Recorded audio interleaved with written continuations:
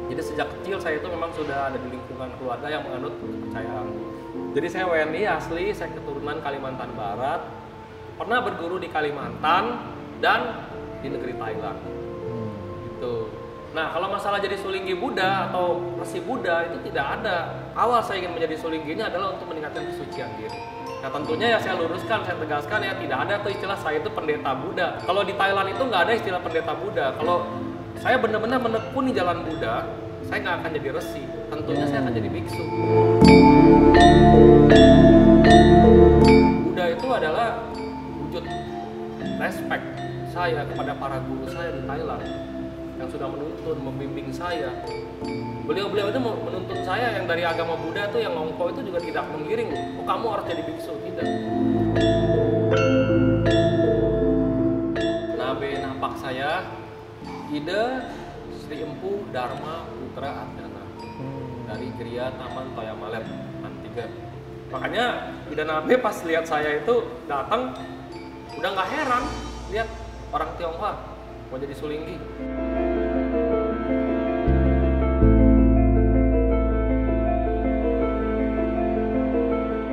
Nah, beliau itu melihat saya langsung, beliau tahu anak ini masih muda, tapi dulunya ini seorang petapa katanya. Oh. Dia pasti akan jadi resi lagi di kehidupan ini. Saya ketawa, Mas Miko.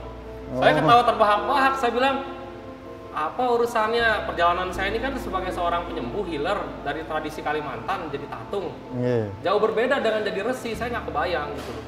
Boleh dikasih tahu ide bergurunya ini kalau di Thailand ini berguru yang seperti apa?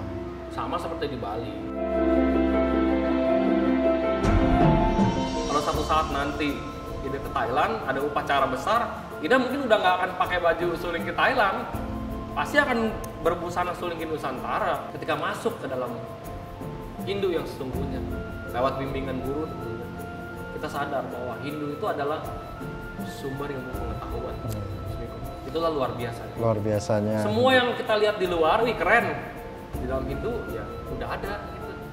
Jadi jangan kita membuat Hindu kita itu menjadi sempit di mata dunia.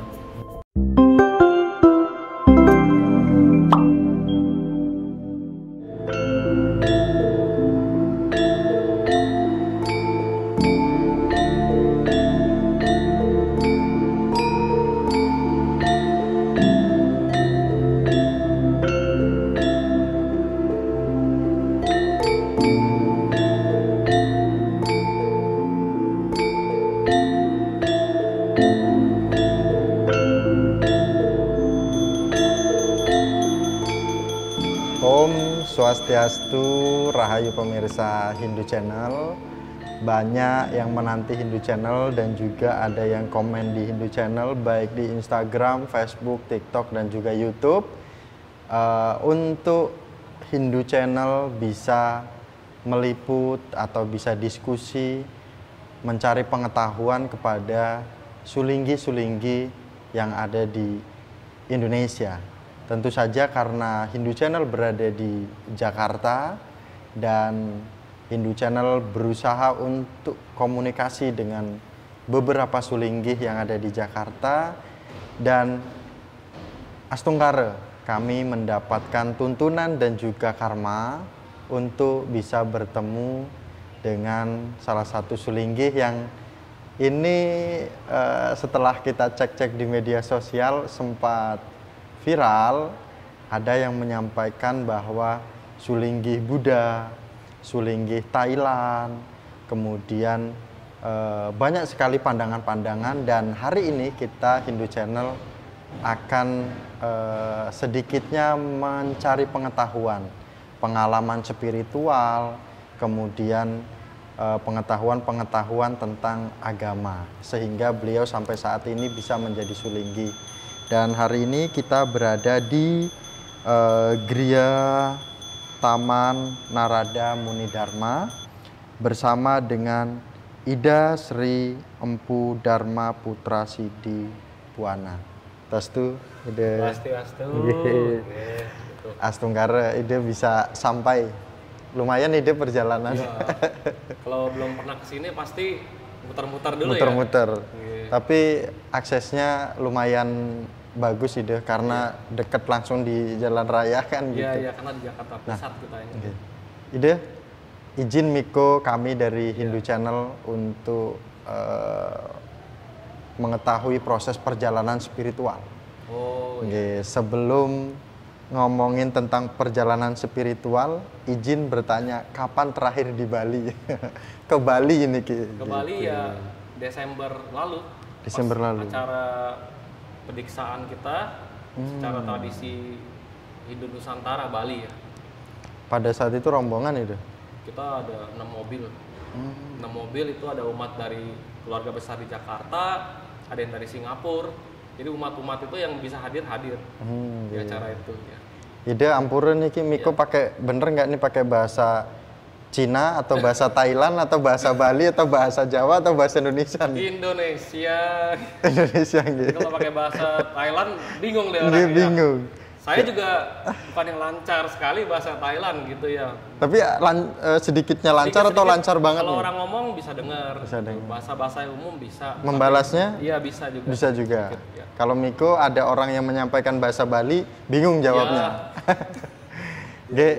Ide izin bagaimana proses perjalanan spiritual Ide menuntun Ide sampai saat ini. Setelah kita coba dari Hindu Channel mencari tahu, benarkah bahwa Ide ini sudah menekuni spiritual ini sejak kecil sehingga sampai saat ini Ide bisa menjadi sulinggi seperti itu dan menekuni spiritual itu sejak di mana gitu, karena kan ada banyak pandangan nih apakah ada di Jawa, di Kalimantan atau di mana kan gitu.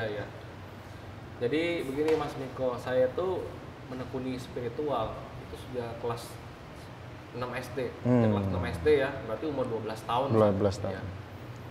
Ayah saya itu dari Kalimantan Barat asli. Beragama kita sebut menganut aliran kepercayaan. Kenapa? Karena orang-orang kami itu ke wihara sembayang. Ke kelenteng sembayang. Ke kuil sembayang. Ke pura juga sembayang. Dan di Kalimantan itu kepercayaan yang ada di sana, adat kita sebut ya, para datu, para leluhur di Kalimantan itu juga dihormati, bahkan ada di dalam lingkungan kuil. Jadi semua yang bisa kita hormati, yang harus kita hormati ya, yang kita tuakan, kita sepuhkan, itu ada di situ. Jadi sejak kecil saya itu memang sudah ada di lingkungan keluarga yang menganut kepercayaan. Ibu saya Katolik, tapi mengikuti ayah saya juga pada akhirnya. Nah, pas waktu saya kecil itu saya berguru di Kalimantan. Tapi tidak direstui oleh orang tua. Kenapa? Orang tua itu kan berpikir, Mas Miko, ini anak kelas 6 SD pulang ke kampung mau ngapain sih cari-cari begituan gitu. Ya kan? Jadi Ida tetap diam-diam berguru, dan kebetulan gurunya itu adalah masih family. Jadi ayah saya punya paman, memang di sana itu sesepuh. Balian lah kita sebut. Jadi beliau itu bisa menyembuhkan orang, pertapa dia di Kalimantan Barat. Setiap saya pulang, saya berguru, mampir berguru, dan beliau menerima gitu. Cuman ayah saya nggak kasih kan, akhirnya cepet stop. Tapi tetap kalau pulang kampung itu nyolong-nyolong berguru sampai puncaknya itu tahun 2008. Tiba-tiba saya tuh punya ketertarikan yang luar biasa sama benda-benda mistik. Contohnya keris, pusaka-pusaka itu kan, tombak, kujang dan sebagainya. Mas Miko bisa bayangin, anak SMP kelas 2 waktu itu koleksi keris itu puluhan bilah. Dan saya ngumpet-ngumpet, diam-diam tuh saya sembunyiin keris-keris ini di gudang. Tiba-tiba ketahuan sama ayah saya kan, marah besar beliau kan, maksudnya kamu mau ngapain koleksi-koleksi barang beginian? Karena kan memang saya itu di keluarga itu anak laki-laki satu-satunya, Mas Miko. Jadi bisa dibilang saya itu penerus ayah saya kan, yang tidak diharapkan lah awalnya untuk ke arah sana gitu Mas Miko kan. Tapi memang saya itu tertarik, entah kenapa punya ketertarikan yang luar biasa lah ke arah spiritual ini. Dan anehnya itu saya mudah mendapatkan benda-benda itu, ada aja yang ngasih. Oh. Keris-keris itu dari peninggalan-peninggalan mungkin yang udah nggak dirawat dikasih. Nah ketika bapak saya itu marah, keris-keris itu diambil tuh, dititip ke rumah temennya. Saya ingat waktu itu di Bekasi.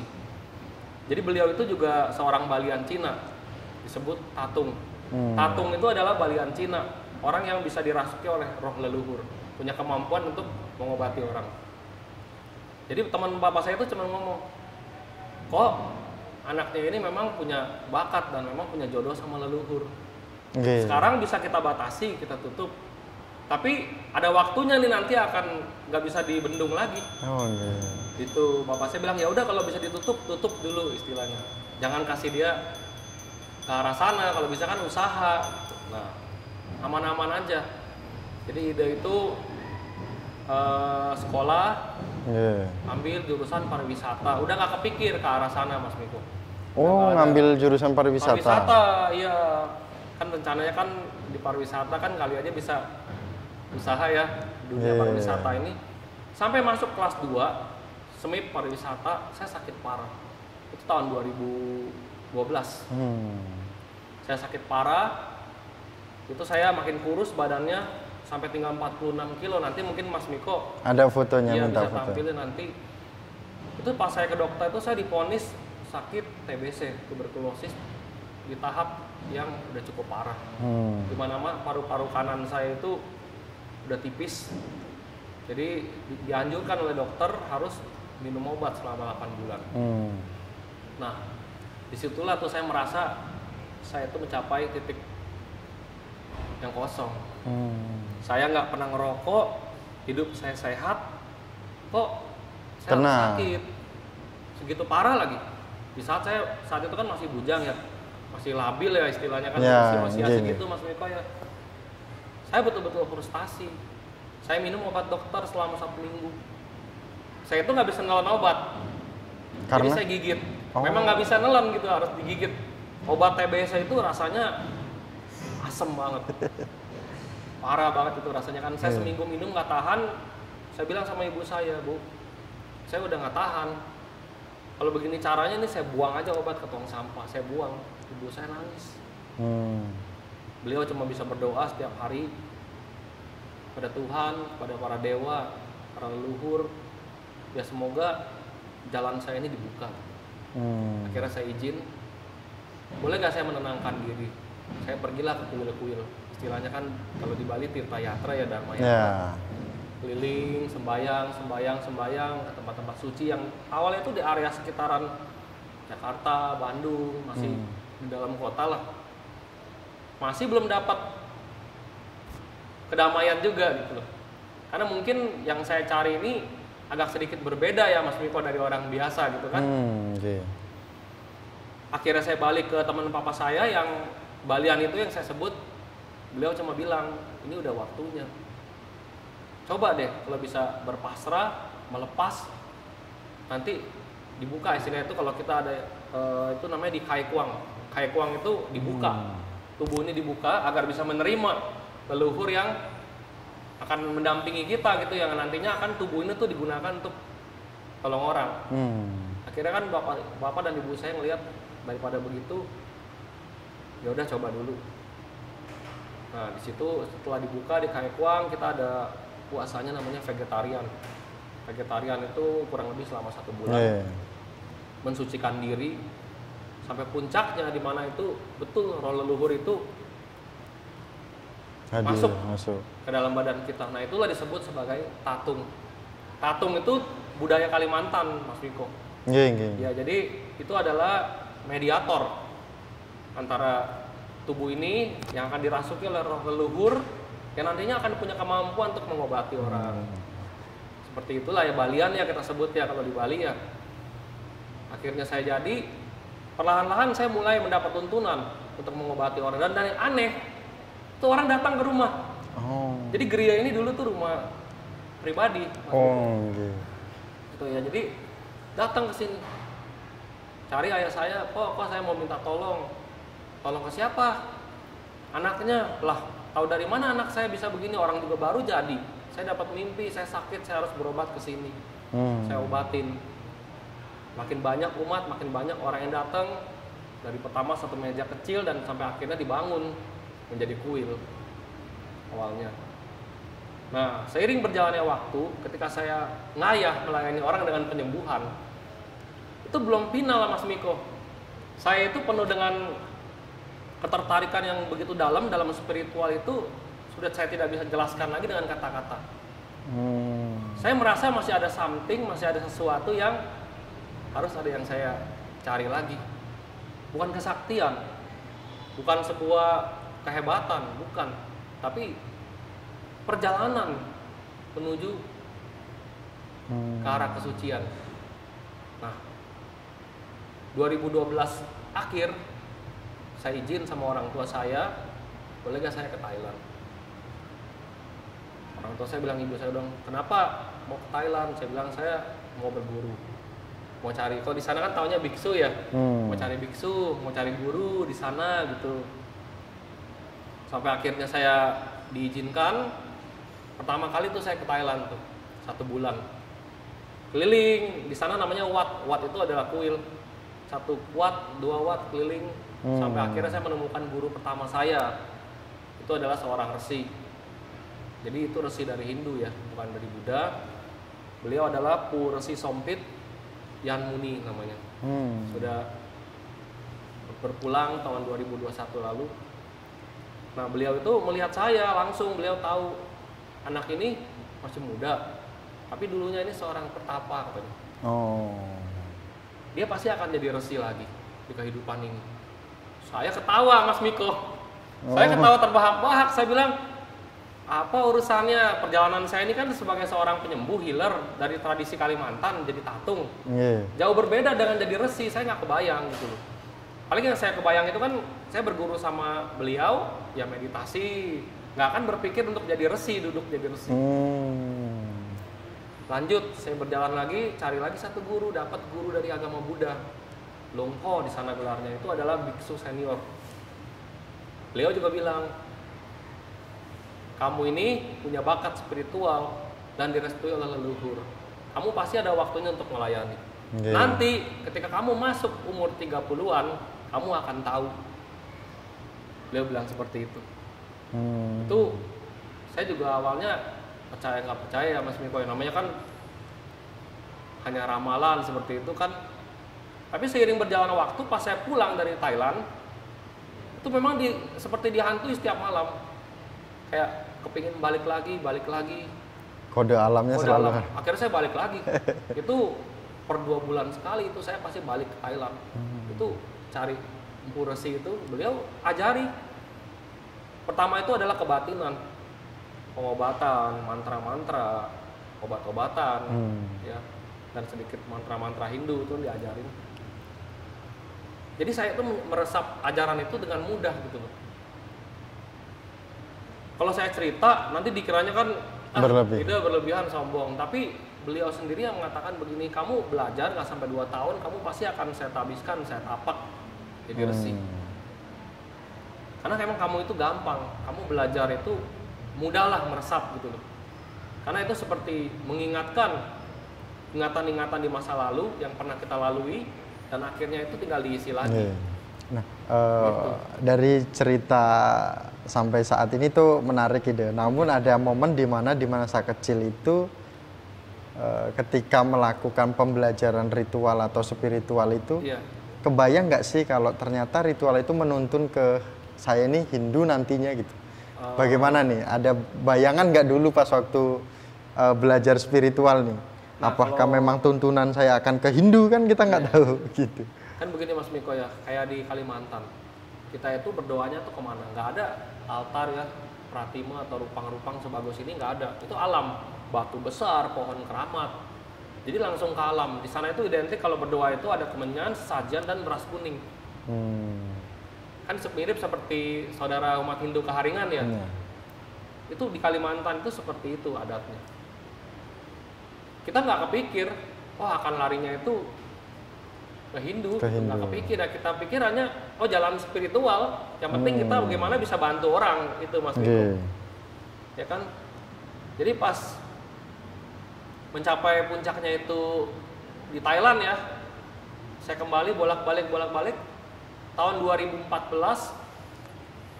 itu setelah 2 tahun ya berguru, saya bilang, sepertinya saya udah nggak bisa menolak lagi, terserah Empu deh. Kalau memang saya harus jadi resi, tolong dikasih tahu apa tugas-tugas saya dan apa yang boleh dan tidak boleh, tantangannya dan sebagainya. Tuntunlah murid ini agar bisa jadi. Beliau cuma ketawa, nggak sulit karena kamu sudah menjalankan, katanya. Tidak sulit karena kamu sudah menjalankan.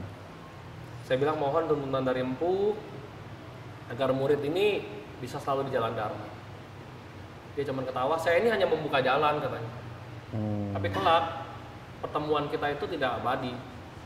Saya akan berpulang dan kamu harus melanjutkan perjalanan kamu di Nusantara. Kenapa? Karena beliau berkata bahwa sumbernya itu ada di Nusantara. Begitu. Nah, ide ini sebenarnya ini sudah terlalu jauh masuk ke spiritual. Harusnya tadi ada di jeda-jeda. Ya, nggak apa-apa. Karena semangat Santai. ide. Ya. Terus kemudian kami juga menyimak, mengikuti, akhirnya penjelasannya lumayan panjang. Panjang itu ya. Nah, nanti kita akan tanyakan lagi ide khusus spiritual menjadi sulinggi. Namun boleh. ini ada berita ide bahwa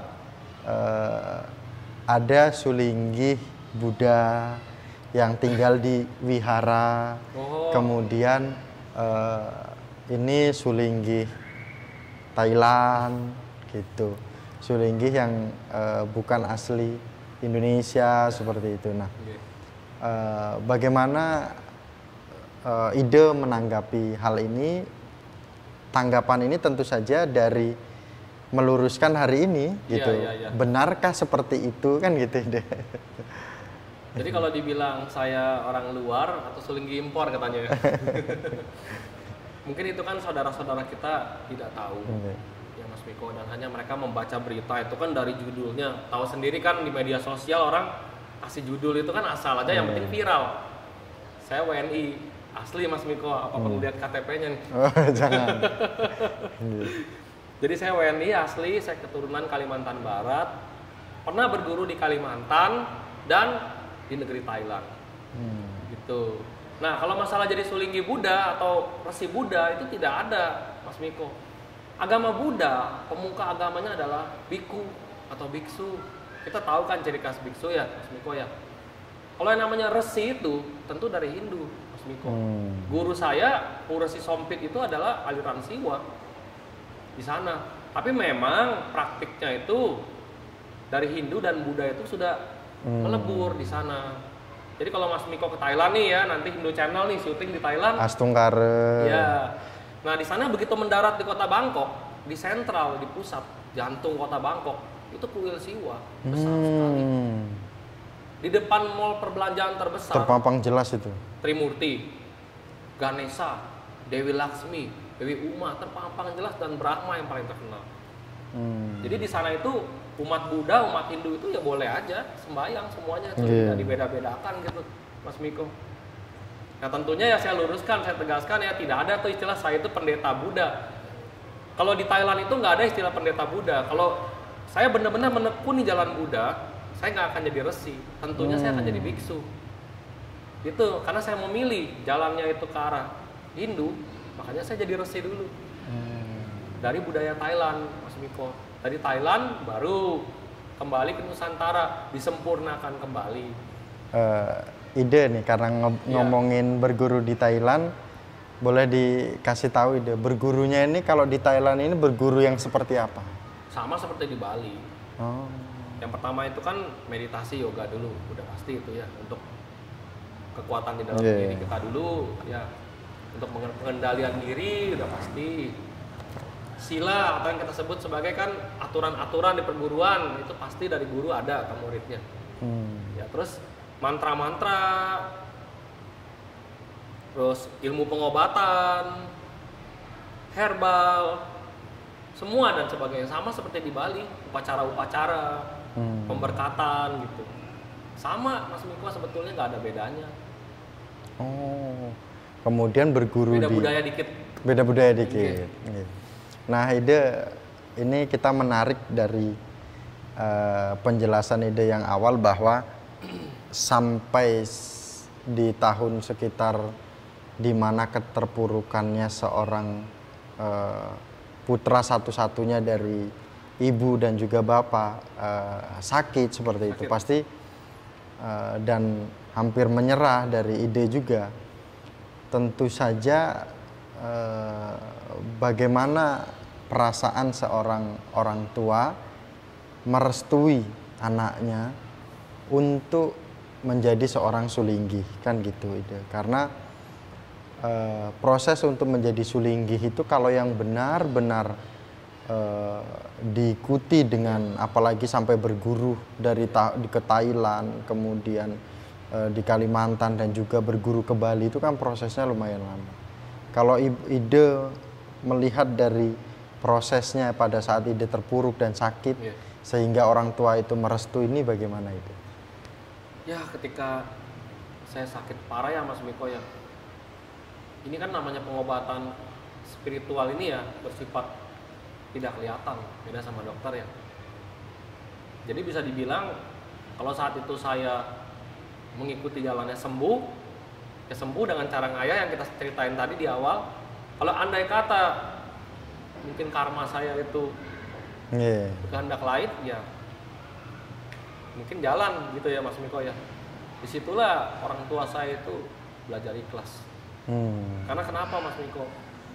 Dalam hidup ini ketika kita semakin terikat kan semakin sedih, semakin menderita ya Mas Miko ya.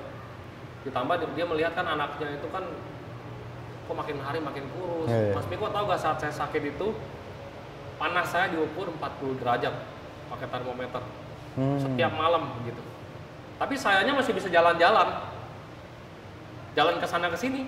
Diajak ke mall saya jalan, diajak ke rumah saudara saya jalan, kemanapun saya masih bisa jalan, nggak ada tuh kejang-kejang atau apa. Memang aneh gitu loh.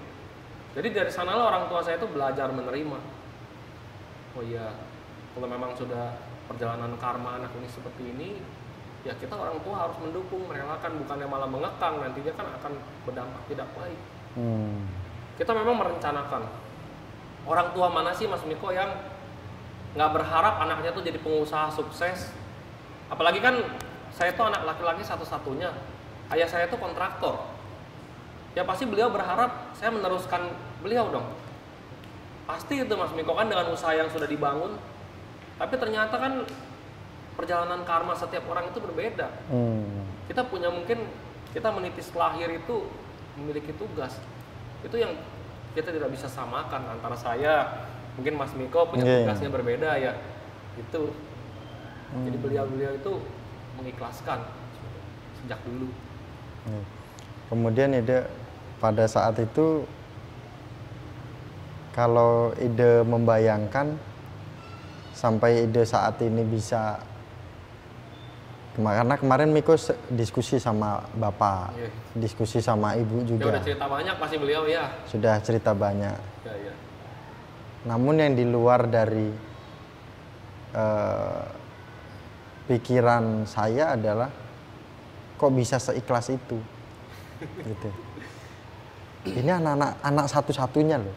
Bukan cuma anak yang diikhlaskan Mas Miko, gereja ini rumah beliau disumbangkan untuk kepentingan umat. Kenapa? Karena beliau merasa kalau memang untuk kepentingan orang banyak, untuk tujuan baik, berdoa kepada Tuhan, kepada manifestasinya dewa-dewi, kepada para leluhur, kenapa enggak sih? Yang penting kita hidup kan juga berkecukupan ya Mas Miko, cukup astungkara gitu ya. Apalagi yang dicari. Yang terpenting adalah pelayanan. Beliau udah berpikir ke arah sana, makanya diikhlaskan. Dari awalnya gereja ini kecil doang tuh, satu petak, satu meja, tempat pemujaan ke leluhur itu yang bisa jadi tatung, besar sampai dibangun jadi kuil. Dan akhirnya kan karena saya menjadi suling di Nusantara, diadakan upacara Parisuda Bumi kemarin, pensucian tempat menjadi gereja. Nabe-nabe kita datang dari Bali, upacara di sini. 2 mobil. Nah, ini sudah dilakukan upacara, pasti sudah nilai spiritualnya sudah besar ide. Kemudian ide bagaimana kalau ada umat Hindu yang baik, mungkin kalau muridnya itu sudah biasa nih, masuk ke gereja harus di mana, sembahyangnya di mana kan gitu. Ya. Sedangkan gereja ini kan nampak berbeda dengan gereja sulinggi-sulinggi Hindu lainnya seperti itu, di mana kita masuk tadi dengan di depan itu sudah ada kongco itu, kemudian di atas nanti kita akan bertemu Buddha. Walaupun di atas juga ada pelinggi gitu kan. Mohon kasih gambaran ide gereja ini seperti apa sih tatanannya gitu. Jadi ini adalah Nusantara, Mas Miko. Mas Miko asli orang mana? Jawa. Jawa. Gunakan cara Hindu Jawa berdoa di sini. Yang dari Bali, silakan dengan cara Bali. Yang orang Tionghoa dari Kalimantan, dari Medan, dari Bangka Belitung, yang mau datang sembahyang, silakan gunakan cara masing-masing. Karena tujuannya adalah satu. Tidak perlu dibeda-bedakan. Ya kan? Mas Miko, kita umat Hindu berdoa kepada Ida Sang Hyang Widiwasa. Orang-orang Tionghoa menyebutnya sebagai Tikong atau Tianpung. Apa sih bedanya? Sama-sama ke atas kan arahnya. Jadi tidak perlu dibeda-bedakan, cukup kita mau dengan cara apa, silakan, karena ini Nusantara. Itu wejangan pesan dari nabe saya. Dan nabe berpesan seperti itu. Jadikanlah Nusantara. Jangan milik satu golongan. Bahwa Hindu ini universal, yang dimana bisa mengikuti desa Kalapatra. Itu Mas Miko. Kemudian bagaimana simbol-simbol apa? Cara sembahyangnya kan mungkin mohon maaf ampura ide. Banyak sekali yang melihat kan berbeda dengan sembahyang ini. Bagaimana pakemnya melakukan persembahyangan yang ada di gereja ini? Jadi gini, kalau kita di orang Tionghoa punya tradisi dupa. Orang Bali juga pakai dupa, orang Jawa pakai dupa. Itu adalah mempersembahkan yang harum. Dupa yang harum kita persembahkan kepada Tuhan, para dewa, dewi, dan para leluhur. Nah, setelah kita mempersembahkan itu, baru kita mengutarakan doa-doa kita. Ya, apa yang kita harapkan, kita mendoakan. Simple sebetulnya Mas Miko. Kalau ada bawa buah-buahan, boleh di-offering. Atau bawa pejati dari Bali nih, kan ada tuh pejati. Nah, silakan gunakan caranya gitu. Jadi sama aja konsepnya, itu ada offering, ada mungkin pengucapan doa-doa ya. Tapi kalau untuk di umat awam kan nggak mungkin pakai mantra panjang ya Mas Miko ya. Ya udah pasti kan langsung mereka mengutarakan kan apa harapannya kepada yang di atas gitu. Ya. Gitu. Nah, karena kita berada di gereja dan kita merasakan suasana gereja yang seperti apa, kami belum melihat ide muput di berbagai pura. Namun di gereja ini sangat ramai sekali yang datang. Artinya bahwa pesan apa sebenarnya yang mau ide bawa? Gitu. Sebagai sulinggi. Sebagai sulinggi. Karena kan kita lihat banyak sulinggi-sulinggi yang melakukan persembahyangan di pura-pura, muput dan sebagainya. Jadi yang gini Mas Miko, ini saya cerita sedikit ya. Kita kan juga punya keluarga besar di Celuk, di Bali. Mereka itu yang mensupport saya juga sampai akhirnya saya itu bisa menjadi serimpu. Mereka dari keluarga pandai. Jadi kita itu punya keluarga besar juga di Bali gitu loh. Saya itu juga sudah masuk sebagai warga pandai, tentunya melalui upacara pengangkatan ya. Kula warga wisuda namanya. Masuk sebagai warga pandai. Nah, keluarga kami ini yang mendorong saya, ayolah Ida mendalami kan sudah mantap. Kenapa enggak menikah secara tradisi Nusantara gitu, secara Hindu Bali. Dan kebetulan memang sudah ada guru. Jadi beliau ini Ida Serimpu Nabe ini sudah menuntun saya itu udah cukup lama, Mas Miko. Beliau itu selalu menuntun saya itu ke arah Hindu Nusantara loh. Meskipun beliau orang Bali. Jadi di mana beliau bilang kalau bisa kita perkenalkan bahwa Hindu Nusantara ini bersifat universal. Di mana itu tidak memberatkan umat, tidak kasih beban-beban yang mungkin dalam segi upacara yang bagaimana ke umat ya, tapi bisa mengikuti desa Kalapatra yang ada. Di situ itu yang ditekankan oleh Ida Serimpu Nabe gitu ya Mas Miko ya. Nah, saya juga mempraktekkan hal yang serupa gitu. Ya, jadi dimana kita itu merangkul prinsipnya semua umat yang ada. Makanya gereja ini tuh yang datang itu orang Tionghoa ada, orang Bali ada, orang Jawa ada, dari mana-mana ada, Mas Miko. Karena saya nggak pernah membeda-bedakan. Dan ketika saya sudah menjadi sulinggi ini, motivasi awal saya itu adalah bukan muput serame-ramenya upacara di sana sini, itu kita kesampingkan dulu, Mas Miko. Awal saya ingin menjadi sulinggi ini adalah untuk meningkatkan kesucian diri. Yang dimana ketika kita sudah meningkatkan kesucian diri, tentunya kan melalui Diksa Dwijati itu kan tingkat kesuciannya itu kan akan berbeda. Yang lama itu akan dilebur melalui upacara Sadaraga. Ketika kita sudah masuk dan sudah dilahirkan kedua kali ini sebagai sulinggi Nusantara ini, kita sudah bisa memuja, berdoa kepada Tuhan, kepada para dewa, dewi, para leluhur, dan mendoakan kerahayuan alam semesta, kerahayuan untuk umat-umat semua melalui yang udah pasti Yurya Sewana setiap hari kan. Itu Mas Miko sebetulnya yang tidak tuh ingin dari sulinggi itu pengen menjalani jalan ini. Kenapa sih kok bisa ikhlas seperti itu gitu loh? Bukan upacara, bukan muput-muput yang saya incar gitu. Bukan itu. Banyak kan, maaf ya Mas Miko ya, mungkin orang berpikir ini masih muda, apalagi yang dicari gitu kan. Yang kita cari itu adalah ya perjalanan menuju kesucian. Itu Mas Miko, karena dari kecil kita sudah menjalankan spiritual, kita berharap agar kita bisa tertuntun. Apalagi dengan jalan tradisi Nusantara yang begitu indah. Ini keren Mas Miko kalau kita bawa keluar nih.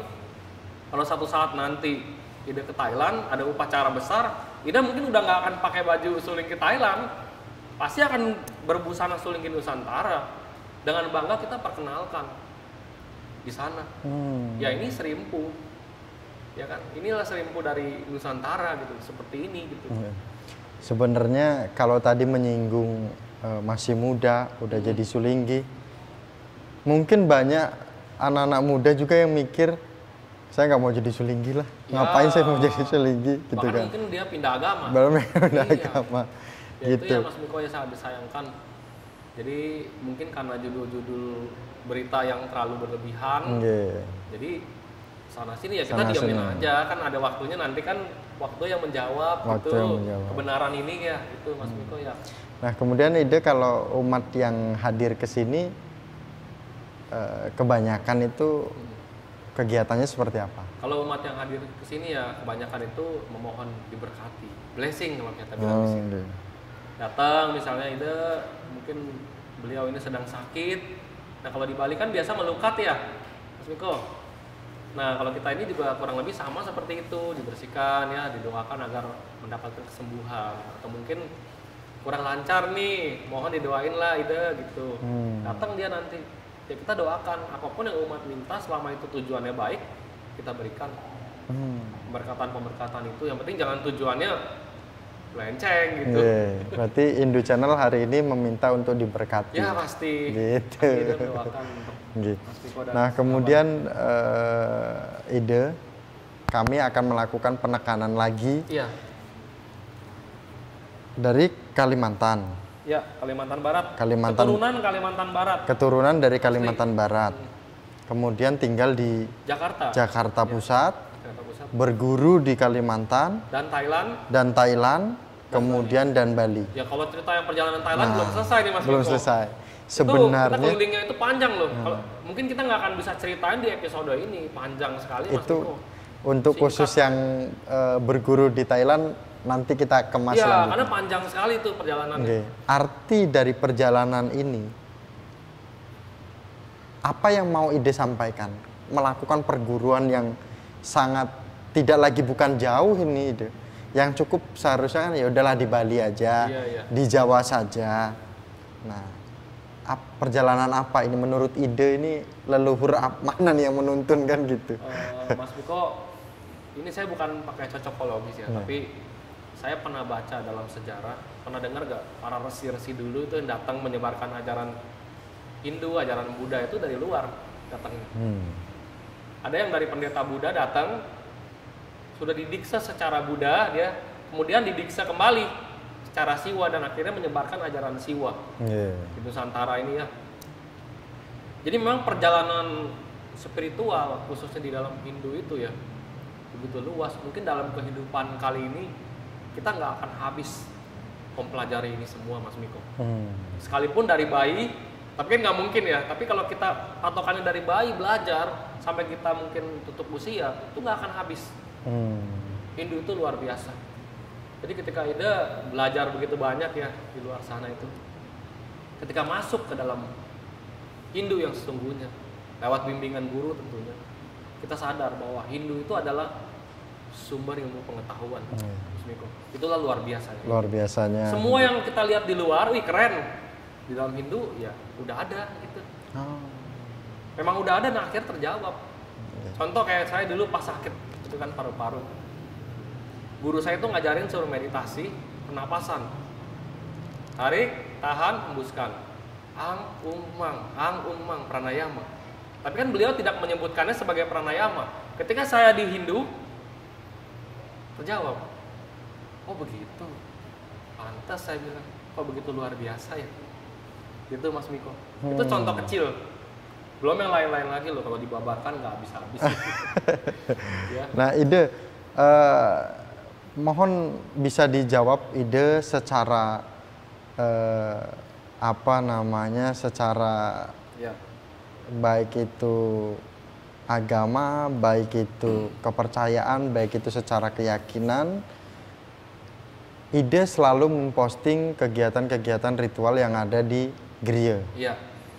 Tentu saja banyak pemirsa Hindu Channel, umat Hindu, umat yang lainnya, itu melihat perbedaan-perbedaan yang ada. Pasti. Ini kenapa? Yang paling menonjol lah, kok warnanya merah? Oh merah. Gitu. Kemudian banyak patung-patung Buddha. Ya. Banyak hal-hal yang mungkin berbeda dengan Hindu yang teman-teman pemirsa Hindu Channel lihat gitu. Mohon bisa dijelaskan agar semua ini gamblang bisa terjawab Ide. Ya. Gitu. Kan begini Mas Miko ya. Saya itu kan, saya tadi udah ceritain, saya sudah masuk ke dalam warga Pandey dan memang keluarga besar kita dari Pandey semua kalau di Bali. Pandey itu identiknya warna merah, ya kan? Iya. Tionghoa juga merah. Jadi leluhur kami, mungkin ini banyak pemirsa kita ini, saudara-saudari kita ini belum tahu nih Mas Miko. Sejarah Pandey itu di Bali itu panjang sekali. Kalau kita lihat ada satu daerah namanya Pura Tamblingan, Danau Tamblingan.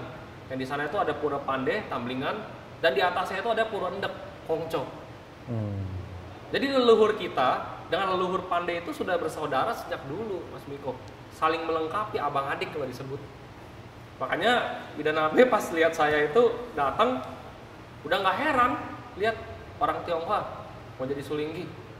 Ya memang udah perjalanannya katanya. Beliau nggak ada tuh kayak rasa aneh atau apa, nggak ada. Beliau yakin. Yang penting punya keinginan, punya tekad yang tulus dalam ngayah, pasti dilancarkan oleh para leluhur. Itu tugasnya itu nanti di Jakarta katanya. Jadi identik warna merah itu adalah, kita kan orang Tionghoa itu merah, atau kalau kita sudah di Hindu itu simbol Brahma. Sama seperti warga Pandey. Gitu. Oke, boleh Ide sampaikan lagi bahwa di Griya ini pemujaannya ada apa saja? Yang pertama udah pasti kan linggih yang langsung ke atas, ya kepada Ida Sang Hyang Widiwasa, dan manifestasinya Brahma, Wisnu, Siwa, ada Dewa Brahma, terus ada Buddha. Nah, Buddha ini begini Mas Miko. Buddha ini bisa kita pandang dari dua pandangan ya. Jadi tanpa kita harus gabung-gabungin, nanti dibilang kita gado-gadoin agama kan. Umat Buddha memandang beliau sebagai guru agung, Sakyamuni Buddha. Nah, kita umat Hindu tentunya punya penilaian atau mungkin pandangan respect pada beliau itu berbeda. Ada yang bilang beliau avatara Wisnu dan sebagainya, ya itu kan tergantung Dari mana keyakinan kita? Tapi judulnya satu, Mas Miko. Kita menghormati beliau. Bukan menganggap, oh Buddha itu kan gimana ya, enggak. Tetap kita menghormati. Nah kalau ide sendiri, Buddha itu adalah wujud respect saya kepada para guru saya di Thailand yang sudah menuntun, membimbing saya. Beliau-beliau itu menuntun saya yang dari agama Buddha itu yang ngongko itu juga tidak menggiring loh. Oh kamu harus jadi biksu, tidak. Tapi beliau hanya berkata Dharma itu ya satu. Jalan kebenaran itu cuma satu. Selama kamu baik, penuh cinta kasih, itulah jalan Buddha katanya. Jadi nggak ada yang dibeda-bedain kata beliau gitu. Beliau tidak harus mengharuskan labelnya itu harus A atau B gitu Mas Miko. Nah, dia mendirikan Rupang kita sebut atau Pratima ini itu sebagai wujud respect, hormat saya kepada para guru karena Buddha ini kan guru. Itulah respect saya kepada guru saya karena beliau saya ada hari ini. Kalau nggak ada beliau nggak ada hari ini Mas Miko. Saya tidak akan tertuntun mungkin. Benar-benar ide. Iya kan? Nah, kemudian pada saat proses menjadi sulinggi, mungkin nanti akan ada yang bertanya, jika ide berkenan, nanti pasti akan ada yang bertanya bahwa siapa Nabi Nabi Ide Sri Empu saat ini gitu kan, atau nabinya siapa sih gitu. Nah kalau berkenan ide boleh disampaikan. Nabi napak saya Ide Sri Empu Dharma Putra Ardhana dari Gria Taman Toyamalet Antiga.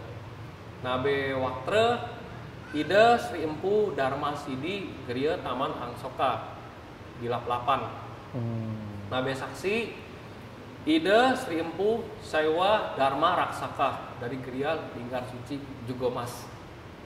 Tuh 3 nabe saya. Jadi Ide itu mendikse berdasarkan tradisi yang ada Mas Miko ya, bukan mau jadi sulinggi kayak yang di orang ngomong segampang begitu. Dites dulu Mas Miko. Sebelum saya ke arah dikse pariksa oleh Parisade PADI ya, saya tuh dites dulu di Gria. Selama ini belajar kamu udah layak belum sih oleh Nabe? Langsung itu dites, itu ada saksinya di Gria. Jadi ketika kita mumpuni dianggap sudah layak untuk ke tahap selanjutnya, baru mengajukan medikse. Tentunya dengan surat-surat legalitas yang lengkap Mas Miko, dengan persyaratan yang ada, bukannya main medikse massal kayak yang orang-orang ngomong, nggak ada begitu. Yang penting jangan panjang prosesnya. Yang terpenting jangan ditanyain KTP. Ya mau dilihat biar yakin. Jangan ide, karena sudah proses menjadi kan SK sulinggi. juga Mas Miko udah lihat ya, gitu kan memang ada gitu. Jadi bukan mediksa asal-asalan. Dan apakah umur saya nih boleh gak sih mediksa? Kalau memang nggak boleh ya nggak akan terjadi hari ini. Nah kemudian ide ini pemirsa Hindu Channel, banyak sekali diskusi kita pada hari ini. Namun nantikan pembahasan kita terkait dengan proses spiritual dari ide sebelumnya, yaitu yang ada di Thailand begitu.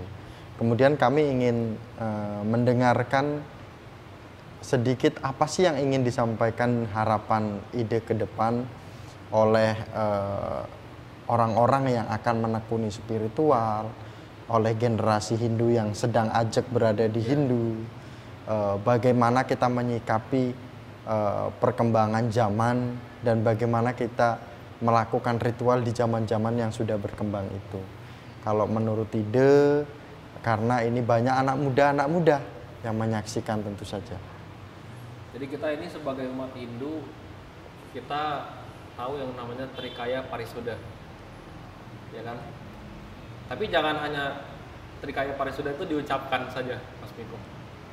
Tapi itu harus menjadi pedoman awal dalam praktek kita nih menjalankan kehidupan ini. Bagaimana kita menjaga pikiran kita, ucapan dan perbuatan.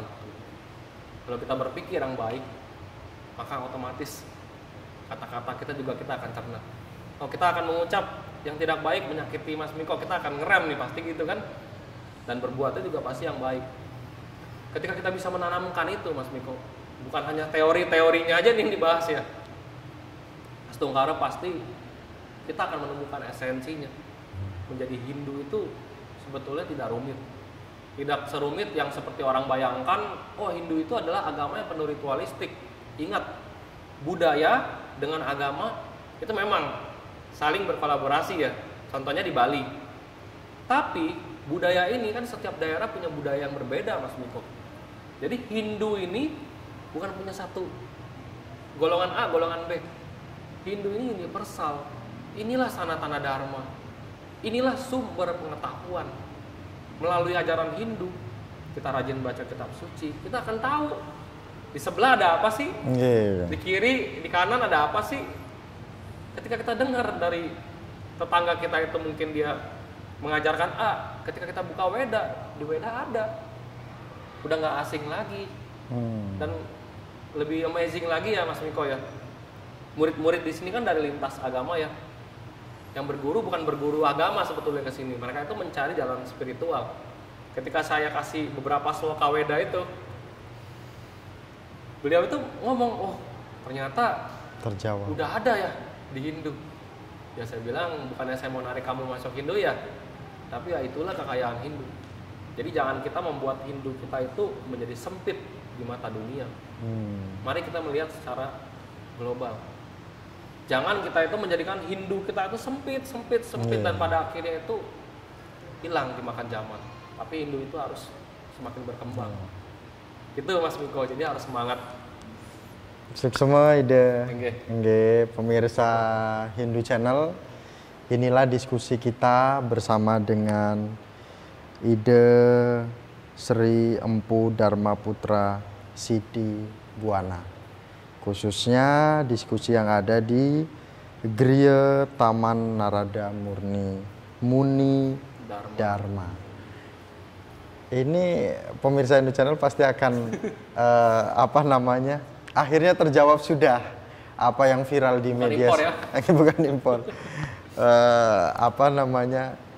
Yang beredar di media sosial hari ini terjawab di Hindu Channel bahwa penekun spiritual beliau memang sudah diproses dari lama, dari sejak kecil, kemudian sampai juga ritual-ritual Kalimantan di kota juga diadakan.